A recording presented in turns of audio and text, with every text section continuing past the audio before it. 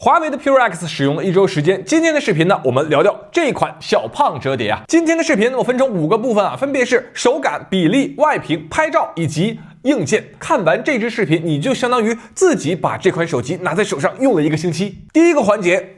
手感，再次跟大家强调啊，这是一款胖胖的小手机，折叠起来个头和其他小折叠屏差不多，无论是大手小手都可以完全置于掌心。PureX 要比小米、OPPO、vivo 更薄啊，不过华为毕竟是最晚发布的吧，薄一点也是正常。当我展开屏幕，你就会发现和另外哥仨相比 ，PureX 更宽更矮啊，这是此前折叠屏中从未出现过的比例，更接近一个平板的比例。有人说，哎，这是不是和 OPPO 之前那个大折叠很像啊？实际上完全不像。OPPO 那个小胖折叠呢，是展开之后比例还是接近正方形，而华为展开之后则是16:10，更接近真实世界中书籍的比例。那么大家关心的第一个问题来了，单手操作方便吗？首先，单手握持完全没有问题啊，这是一款屏幕面积很大的小手机。其次，小拇指支撑，单手也可以正常操作。华为优化了界面布局，最左侧的 App 我刚好能够够到。如果手比较小的用户，还有单手模式，可以将屏幕缩小，输入法也可以调整到手的一侧。在握持方面，不必有任何担忧。我自己使用的感受啊，锁屏键的位置需要适应，它不像大多数手机开机键在右侧 ，PureX 呢更像是一个平板，它的开机键在顶部边框。我刚使用几天的时间里啊，总是把音量键当成锁屏键，不习惯的话呢，我建议大家开启面部解锁，就是你看一眼就解开了。如果你像我一样习惯之后，可以实现折叠状态下右手拇指去解锁，展开状态下右手食指去解锁。好了，我现在使用左手的中指，展开状态下使用左手食指。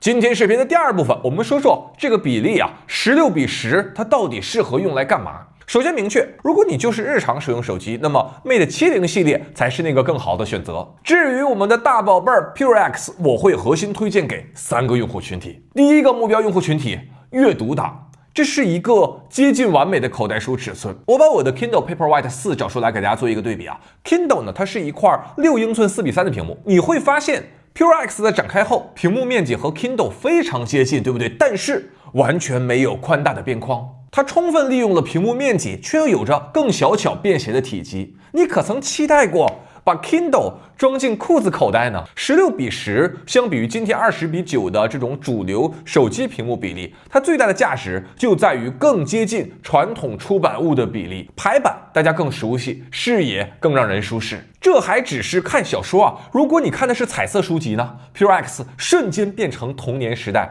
64开本全彩漫画。而且大家注意啊，是那种 OLED 的屏幕，黑色纯黑，色彩艳丽。那对于漫画党和小说党来说，这真的就是一本能够塞进口袋的超级 Kindle。我找到了小的时候我们看的64开本的龙珠漫画，然后呢，我就找到了相同的一卷给大家看一下，是我们小的时候看漫画的效果。然后我找到 PureX 同样的一页啊，大小几乎相同。然后我给大家翻几页啊，这是这一页。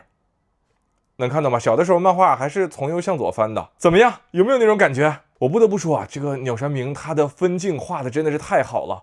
你看，就简简单单的几个动作，把人的这种速度感完全体现出来了。不过在这个环节呢，我也测试了一下，如果你是看的是杂志啊、画报啊、文献呐，原来使用 A4 或者更大开本的书籍扫描版，那么 PureX 看起来呢就会显得比较吃力，字比较小，容易看不清。所以说呢 ，PureX 还不能完全替代平板。就像我所说的，这是一本超级口袋书。在这个环节啊，也有一些不足，比如说目前鸿蒙它的适配还不够完善啊，比如说微信读书还不支持书籍下载到本地，所以如果你是第一时间入手这款手机，那么和 Mate 70系列使用微信读书的体验呢，还是有一些差距的。这个位置我们需要耐心等待适配。PureX 的第二个目标群体。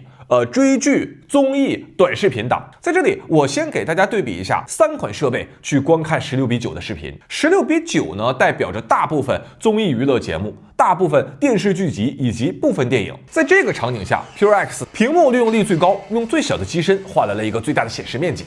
而在短视频场景当中呢，目前大家能刷到的绝大多数短视频都是竖屏16:9的比例。挑战全世界最寒酸大学食堂。其实不只是16:9的比例啊，如果你是竖屏刷短视频，任何一个比例的内容 ，PureX 都更有优势，它的画面更大，内容更全。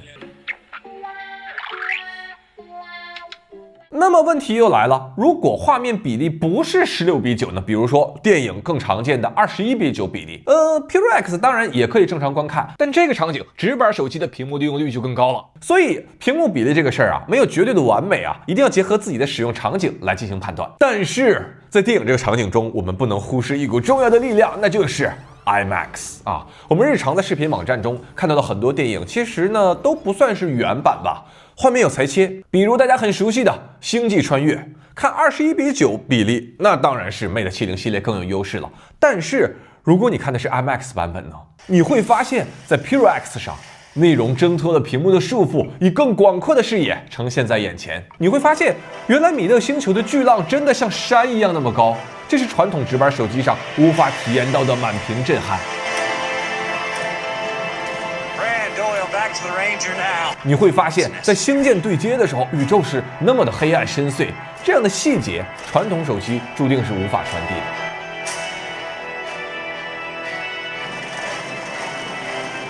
ProX 其实是一款小屏手机，但是它通过一个非常有趣合适的屏幕比例，看到了一个大大的世界。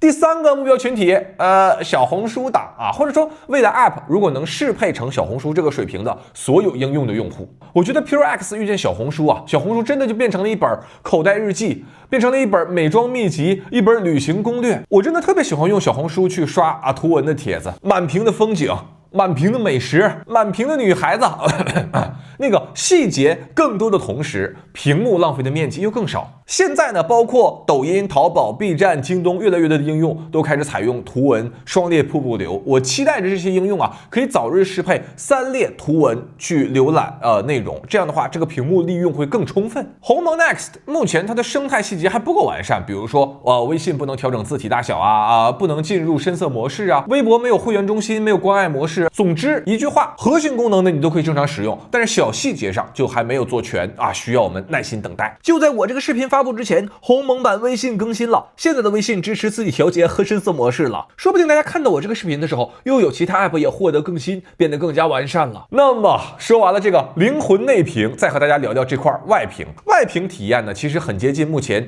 主流的小折叠我在上个视频已经给大家演示了常用的 app 操作啊，在这里我补充几个细节。第一，华为给 ProX 外屏做了一套碰碰壁纸，就是你可以选择自己喜欢的照片，然后系统会智能生成一个对应的卡通图案。这个小图案啊，会作为外屏碰碰壁纸的元素之一。而且最有趣的是，外屏壁纸中包括时间啊、日期啊、电量啊，所有元素它都是支持重力感应的，就随着你旋转手机上的屏幕碰来碰去。我看迪仔啊，他是把家里的3只小猫放在了外屏啊，我们家里现在就只有1只小猫 Plus 了，所以我外屏放了3个漂亮的女孩子啊，每天点亮屏幕，那真是让我心情舒畅啊。然后呢，你可以自己双手捏合，去调整这个照片的大小、背景的颜色。我自己觉得这个颜色吧比较好看一点。见证奇迹的时刻啊！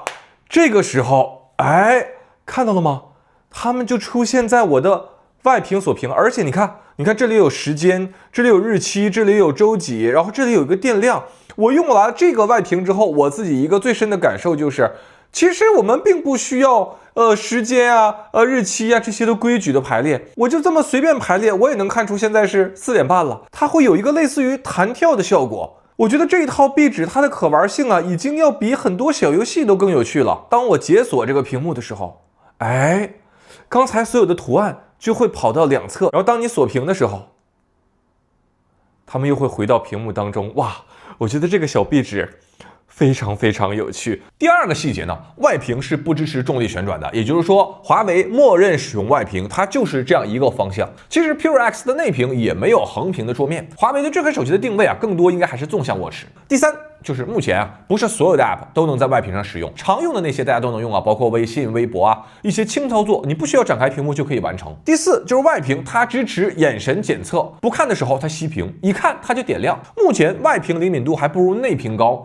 内屏呢是属于瞄一眼就能够点亮，但是外屏呢，我还是需要把脸凑过去才能够点亮。我特意问了一下华为啊，这个外屏人眼检测4月份会有软件优化升级。第5个细节，外屏呢在闪光灯下，它加入了一枚听筒，也就是说你不需要展开屏幕就能够接听电话。您好，您当前话费余额为533.49元，如需咨询宽带业务。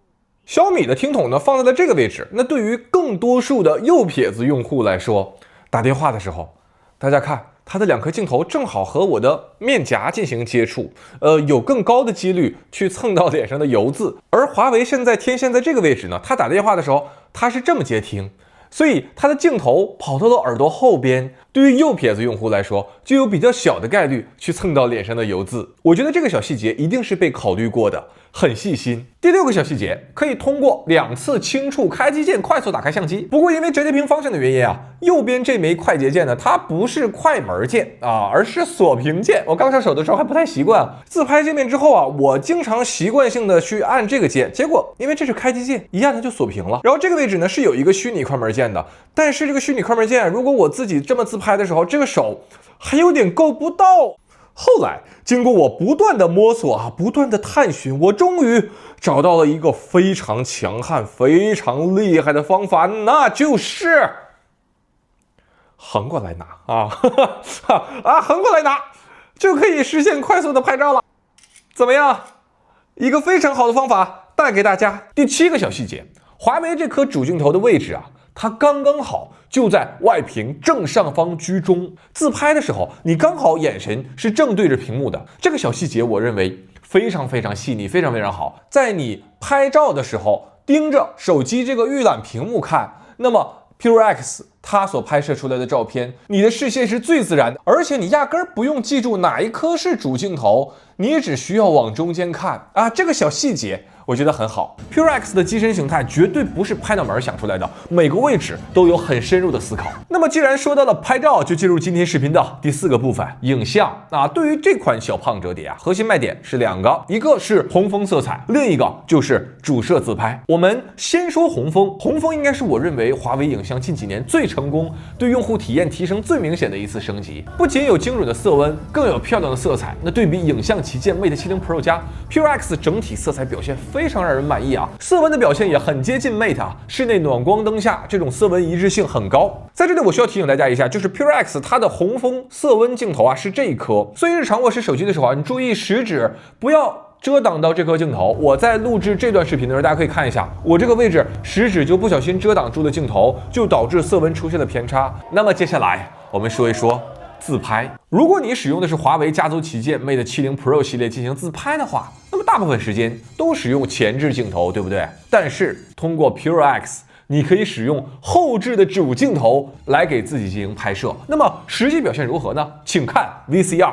大家可以看一下，华为调教之下2张自拍的色彩风格几乎相同，但是大家注意啊，这2个面部的光影质感完全相同的环境，完全相同的光线 ，PureX 它的自拍呢就会更加立体，光线明暗过渡更有层次，这就是小折叠的优势。那么我把手头小折叠找出来，同时使用主镜头打开外屏来给大家进行自拍对比啊。我手头没有3星啊，所以说只找来了小米和 OPPO 给大家作为一个参考。这是2倍焦段人像，华为和 OPPO 肤色表现很接近，但是华为呢会更突出光影的对比。我们放大看细节，PureX 它的主镜头裁切拍人像的解析力也会更高。PureX 这次后置了超广角主摄3.5倍长焦，我再使用3倍焦段来进行自拍，大家再对比一下，最喜欢哪一个呢？这一组样张我们放大看细节，其中面部细节华为要领先不少，对不对？发丝细节华为呢真的是领先啊。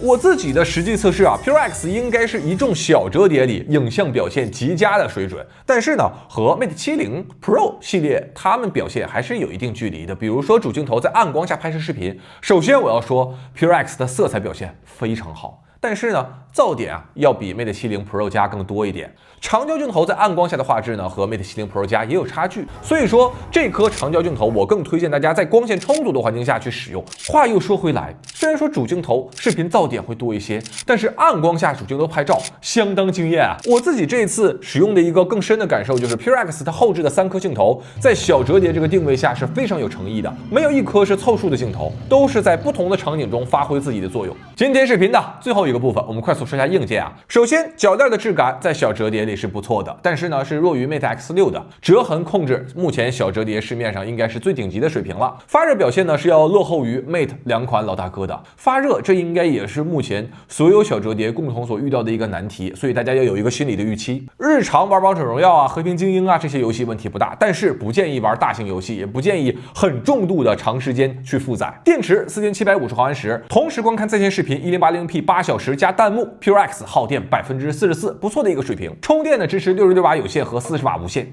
总结啊，经过1周时间的使用，我认为 PureX 它最有趣的点就在于内屏比例和机身尺寸的选择，这是折叠屏第一次同时在内屏外屏放弃传统手机比例，采用更接近平板比例的一款产品。这不是一款适合大多数用户的手机，对于更多用户来说呢 ，Mate 70系列才是那个最大公约数。PureX 它更专注于它的目标用户，为这部分用户提供最精准的需求解决。那这时候可能有人说了，如果像你所说的这个屏幕比例这么好，为什么折叠屏推出都已经第6年了，才只有华为一家推出这个比例，其他安卓厂商怎么没人推出这个比例呢？从我的理解啊，因为对于平板形态而言，软件适配才是核心中的核心。以前无论是大折叠还是小折叠，至少有一个手机形态是可以直接拿来使用的。但是对于平板形态，仅仅依靠安卓商店的拉伸和缩放，注定没有办法提供更好的用户体验。而当时间来到6年后的今天，华为进入了鸿蒙 Next 时代，有了自己独立审核的应用商店，这才有机会，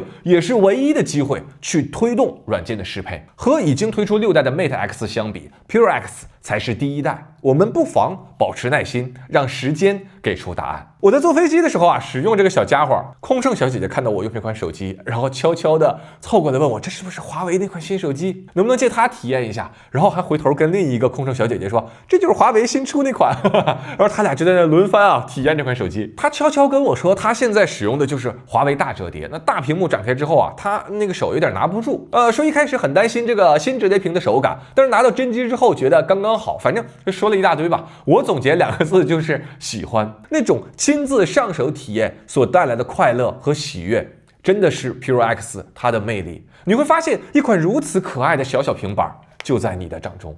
好了，以上呢就是本期视频的全部内容，希望这期视频呢能够给大家带来有价值的参考。我是周文泽，我们下个视频再见。